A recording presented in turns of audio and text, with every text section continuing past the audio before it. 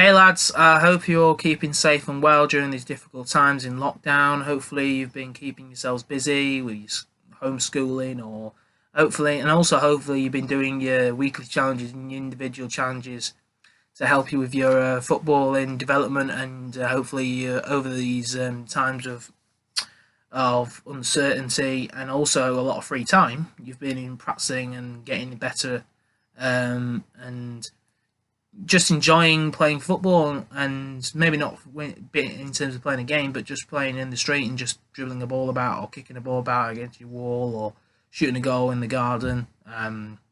It's a good feeling to have, especially when you haven't got school and you can just play sport and just be out the house or in the garden for long periods of time. But this week's video I'm sharing with you now is all about being competitive and having why is competition good. And why is having that competitiveness side to you important when we are playing games next season, when football does obviously resume? One of the reasons why I'm doing this video is that in the last season I saw a lot of teams coming to our ground or we're going to theirs and they're looking at us thinking, Horsforth, it's an easy team, we'll beat them. We'll beat them 8-0 or 10-0, and that has happened this season. I don't want that next season. And you guys shouldn't want that as players. You want to show them that you are good players and you want to work hard, be competitive, and challenge them and try and get to the levels we got in our first season. Those who've been with me from when I first came in, we had some cracking results. But obviously this season, moving up two divisions and playing against better teams, we're finding it hard. But that shouldn't be an excuse. We need to work harder and get better and be more competitive. So next season, I don't want team. Obviously I don't want us to be a horrible team. I don't want us just kicking lumps out of players. I don't want that. We respect the other team, we respect the opponents, and that's essential for me.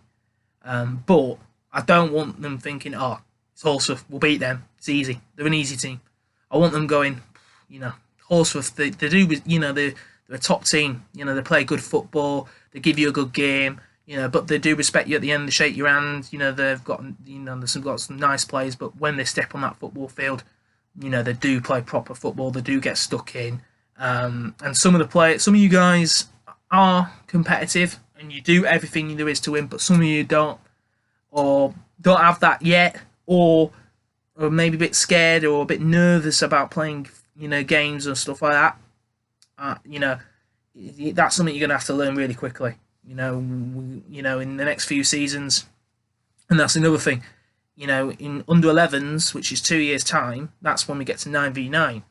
Offsides come in, it's a bigger pitch, you're playing with more people, all of you would have grown by then, so you're all getting bigger with your physical development as well.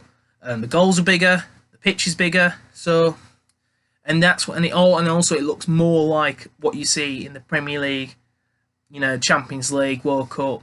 If you watch Leeds United in the Championship as well, it's getting closer to that 11-a-side endpoint. So you'll have to either, you'll have to shit up in terms of being more competitive and wanting to improve and wanting to try and get a result, and also just challenge yourself. Challenge yourself against the better players and the better teams. And also, I'm here to help you guys develop and want to get better, but you guys can do what you want to do. You can choose if you want to be competitive and you want to challenge for titles. That's your decision. And win leagues and win cups. That's not my job. My job's to help you guys get better and develop. But your choice at the end of the day, what you want to do and what do you want to get out of playing football next season. So there's four reasons why, for me, competition is good and being competitive is good in sport. The first one is life lessons. So being able to taste success and defeat is a very important thing, because when you become teenagers, students, adults, like your parents, you'll have tasted a lot of success, hopefully, and also you'll find that you've tasted a few disappointments and defeats in your time. I have in my life. But I don't want to talk about them because you'll lose interest straight away. But if you want to ask me at training, that's fine. But being able to say success and disappointments or defeats in your life will help you when you get older. And also for you guys, having that pride and having that, thinking about your performance is also important. If you step on the football pitch and go, I don't care about the results today. I don't care, how I perform. That's damaging, unfortunately, and I find that damaging. And those who have that attitude will not reach the potential they want to.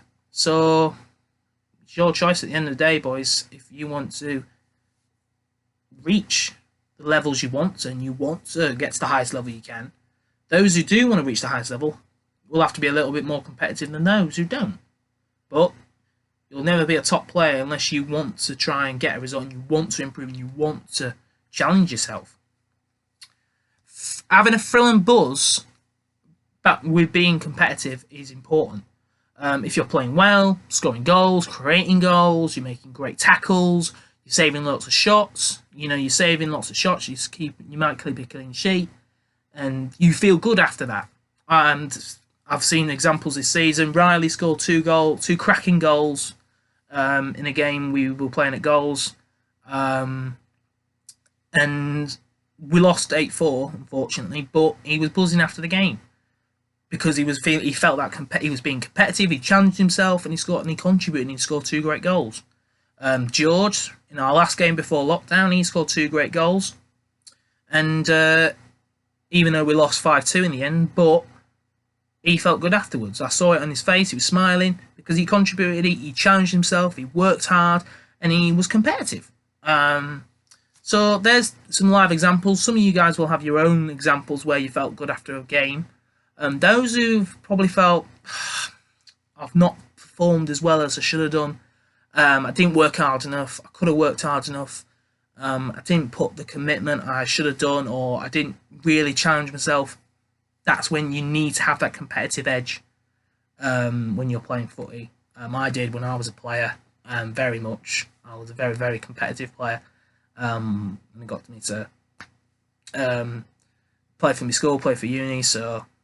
And I'm a player of limited ability, but my competitiveness and my will to win, and my will to help other teammates as well, in terms of my leadership qualities, helped me with my footy. The third reason why competition is good is success is not given for me. In life, if you are winning, or if you're in a winning position, or you've achieved something, you don't get given that. You don't ever get given a win. You don't ever get given a success. You don't ever get given an achievement. You have to earn it, or you have to work it. So when, for example, your parents will earn money, they've got to earn it by working hard. When you do a test, or when you do your SATs, if you revise, you'll get better. You'll have a better result because you've worked harder to get that result and get that mark that you wanted. So, and also for me, especially, wanting to win and have to win are 2 different things. And competition and winning are 2 different things. For example, like I just said there, SATs paper, or you do a test, spelling test, or times table test, maths test, whatever. You have to do a test at school. You'll have to do tests at school. But wanting to get better at them tests and wanting to get a better result and a better score next time is up to you. When you come to play with us, and when you play for the team, you want to play for the team. And if you do play a game, you have to play for the team, or you want to play for the team and play a game. But you might want to get better and want a result and want to win. That don't mean you have to win. You don't have to. I don't care about us if we win, lose, or draw. It's about wanting it and trying your best and giving your all on the football pitch. That's being competitive. Yeah. And then last one for me is building resilience. Resilience is basically, if you don't know what resilience is, it's like having an inner strength and an inner toughness to deal with setbacks, disappointments, defeats. So when you do have a disappointment, you do have a defeat in a game, or you have a disappointment wherever at training, you overcome it. And you think, right, I've had a bad session or I've had a bad game today, but next week I'm going to work 110%, 200% to get there. I'm going to go in the garden and I'm going to practice for an hour, 2 hours, 3 hours to get better. So then next week when we do play and I do play a game, I will not have that feeling again. And also, for me, resilience is, how will you react to, how do you react to a bad result or disappointment when you play? And how can you avoid that feeling? And last week's video on positivity will help you with that in terms of training your brain to deal with disappointments. And also, how can we feel better next game? Now, what I've just said there doesn't involve winning. It doesn't matter about winning. Winning, losing, drawing, doesn't matter to me. It might matter to you guys. But to me, as a coach, it doesn't matter. It's about developing you guys and giving you the chance to play. Now, you can either choose if you want to improve, you want to get better, you want to reach your highest potential, and you want to be competitive. Now, if you want that, brilliant. If you don't, will you reach the heights that you might want to? Will you become the best player in the group or the best player in Leeds or West York, and get to the highest where you can? Maybe not. And I'll say that that's the truth there.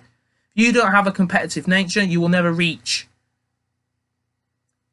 anything high in your life. Anything amazing in your life unless you are competitive. And that's the truth. People who are in the best jobs and those who are the best players in the world, Salah, De Bruyne, Ronaldo, Messi, Mbappe, the reason why they're there is because they're competitive. They want to be the best. They want to win trophies. Salah, Mane at Liverpool, they've won the Champions League. Right, I'm going to win the Premier League this year. Obviously, with football finishing and suspended, that might not, but until before lockdown happened, that was looking at certainty. How does Cristiano Ronaldo get from 20 goals a season to 30? And then how does he get from 40 to 50, 50 to 60, 60 to 70? How are they always getting better? Same with Messi. Right, I got 50 goals this season, 40 goals. Right, how am I going to get to 60? Even though they're the best players, they have that competitive edge and they want to get better. They want to try. They want to improve their game, even though they're amazing and they're the world's best players at the moment and even the greatest of all time. But they still want to get better. So that's my video in a nutshell.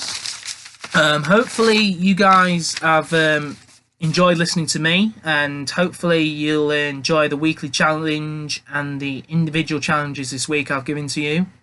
I'll see you all again next week with another video like this. I'm not going to say what type of video it's on and what the topic's on, but it'll be another video like this to try and maybe touch into your psychological and your mental when you're playing.